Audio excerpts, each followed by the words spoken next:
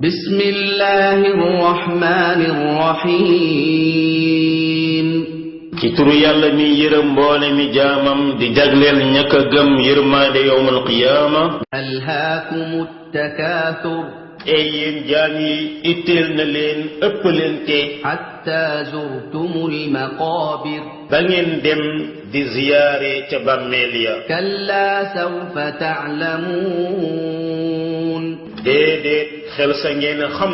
ثم كلا سوف تعلمون gannaaw ba déedéet xel sa ngeen xam. كلا لو تعلمون علم اليقين déedéet tey bu ngeen xamoon xam-xam bu wóor. لترون الجحيم bis dana ñëw ngeen jàkkaarloo di gis safaras jaxiim. ثم لترونها عين اليقين te da ngeen ko gis ci gisin boo xam ne gisin bu wóor lay doon. ثم لتسألن يومئذ عن